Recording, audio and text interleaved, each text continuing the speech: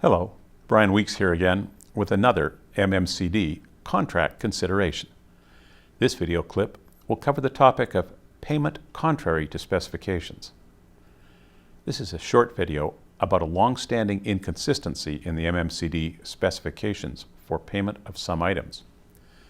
In the CA course, I stressed that the contract administrator does not have the authority to alter terms of payment agreed to by both parties to the contract and accepted by the bonding company.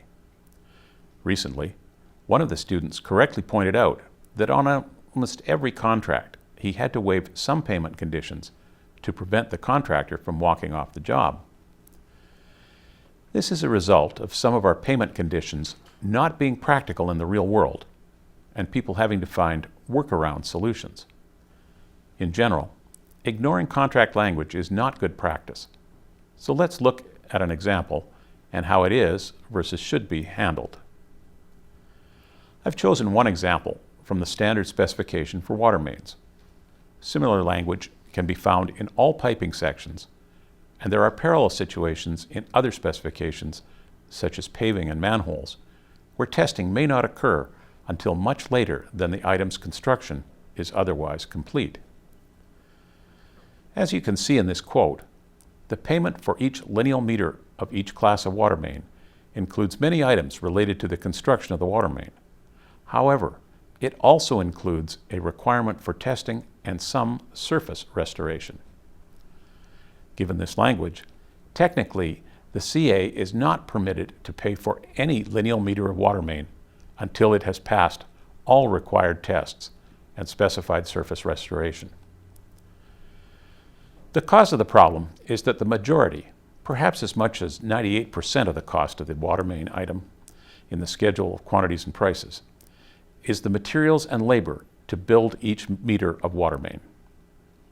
Proportionally, testing is a very small cost of this work, and it is spread over many lineal meters of water main, if not the entire length at once. To refuse the contractor payment when 98% of the costs have been incurred would impose significant hardship on the contractor with adverse effects on all parties. Yet, on the other hand, there are a couple of valid arguments to be made that the owner should not have to carry the risk of paying for something that has not been proven to meet contract requirements, particularly when the current language protects them against this risk. Thus, the standard specification language puts the CA into an impossible situation. Enforcing the unreasonable requirement will cause tremendous friction in the field, to the extent the contractor might walk off the job.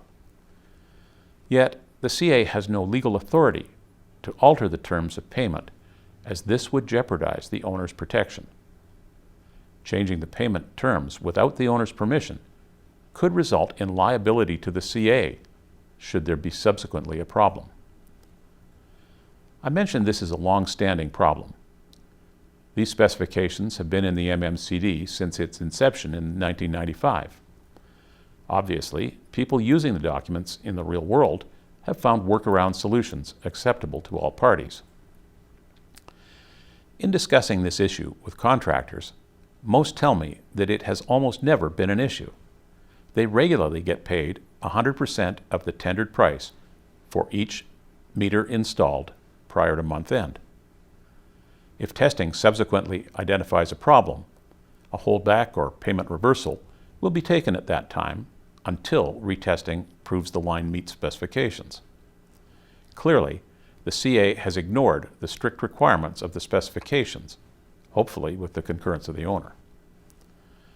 In a few instances, the CA will pay a percentage of the tendered unit price, usually 80 to 90%, at month end, with the balance held until testing proves specifications have been met.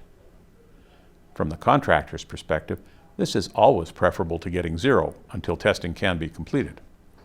But the CA is taking a risk by creating holdbacks without language supporting that strategy. In some cases, the owner has properly dealt with this problem by removing the testing requirement from the payment terms and putting testing as its own line item with its own payment terms. Obviously, the primary risk to the contractor is that the CA will rigorously enforce the payment terms for such items. Doing so would transfer the financing costs and cash flow implications of the items from the owner to the contractor. If this were to happen contrary to past practice and the contractor did not expect it, the consequences would likely be devastating. Few contractors have the financial ability to fund portions of the owner's projects. This is the reason for monthly progress draws as opposed to full payment on project completion.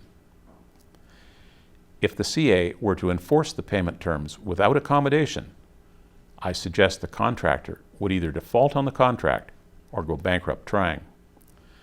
This clearly would have devastating consequences on the project schedule as well as the subcontractors and suppliers.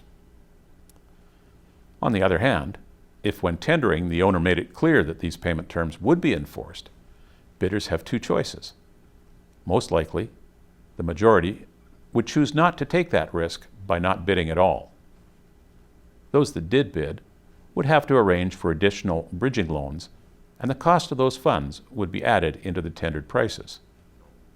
Neither of these alternatives benefits the owner. To avoid this problem, the CAs, again hopefully with the owner's consent, often ignore the requirement for testing before payment. This generates a couple of risks for the owner. The more obvious risk is that the owner has now paid for work that may not meet specification. If testing, which shows a failure, is done in time that sufficient unpaid funds remain, the CA can deduct the improperly paid amounts from subsequent progress draws. If, however, the problem is not discovered until few unpaid funds remain, then it will be difficult for the owner to be made whole, pending rectification of the problems. A more subtle risk is the potential that the contractor who has been paid for faulty work goes bankrupt or into default before remediation. Should the owner then call upon the performance bond, the bonding company will have a valid defense that they should not be responsible for work paid contrary to the contract language. In this situation, the owner will pay 3 times, once for the improper work, once for the remediation costs, and once for the bonds that cannot protect in these circumstances. Although the CA is appointed by the owner, GC 3.2.1 makes it abundantly clear that the powers of the CA are strictly limited to those expressly provided in the contract documents. This was written to protect the owner's rights and prevent the CA from taking actions which could generate unexpected liability to the owner. The topic I've just been discussing is one example of this. For the reasons just given, there is nothing in any of the contract documents which allows the CA to modify the terms of payment. Experienced CAs understand that without modification of the payment terms on some items, the job will come to a halt. The contractor, obviously, will have no complaint if the CA eases the payment conditions to provide either full or partial payment before testing. However, the CA must get approval from the owner prior to taking such action. Here, they should follow my rule number 1. If it's not in writing, it does not exist. Get that authorization in writing to protect against any potential liability. I've outlined the problems with some of our specifications and the ways different owners and CAs handle the situation. Although it does not appear to have been a problem to date, it does concern me that parties to the contract agree to ignore some provisions without formalizing a fix. It would only take one bad situation to highlight the need to avoid problematic language and undocumented solutions. One solution is for owners to force segmentation of the affected items so that testing is done more frequently, but that's not always practical. At some point, the MMCD Association may address the language causing this problem. Until then, it is up to owners to write supplemental specifications to create a robust legal solution. Owners have a couple of easy choices.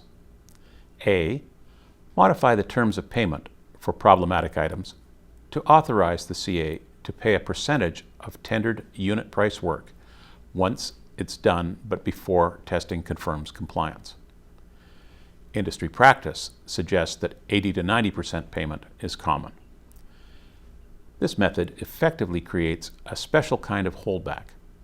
Call it a pre-testing holdback, as there may not actually be a deficiency, and further, there is no current language authorizing deficiency holdbacks prior to substantial performance. Alternately, owners can modify the problem specification to remove the requirement for testing prior to payment. This would be coupled with new line items in the schedule of quantities and prices to cover testing and the payment for it. To prevent lowballing of the prices for such items, the tender author may specify some portion of the engineer's estimate as the predefined price for the tests. To protect themselves, CAs should ensure their contract with the owner specifically authorizes them to waive testing requirements when paying for the problematic items. To summarize, 1. Some of the MMCD specifications have payment clauses which cause problems when timely testing is impossible or impractical. 2. Workarounds to this long-standing problem are usually to either ignore the testing requirement and pay 100% anyway, or to pay some portion of the unit price, retaining the balance until testing proves compliance. 3. Both of these solutions bring their own risks if the work subsequently fails testing. 4. Until these payment terms in the MMCD are revised, owners should write their own supplemental specifications to either A. Enable partial payment upon work completion with the balance held as a pre-testing holdback until successful testing, or B. Break out the testing requirement of the payment clauses into their own lines on the schedule of quantities and prices. CAs would then pay the unit prices for work installed and separately pay for testing when it is successfully completed. 5. Until either the MMCD or the owner modify these payment clauses, A. CAs should protect themselves by ensuring their contract with the owner authorizes them to use payment terms other than those written into the contract. And B. Owners should evaluate the relative risk of failure to have bonding coverage if payment terms are not enforced versus the risk of additional costs or fewer bidders should the exact payment terms be imposed. I hope this has helped clarify this contract consideration. Please check our website for further assistance and to see what other topics are presented in this series. Thanks for watching.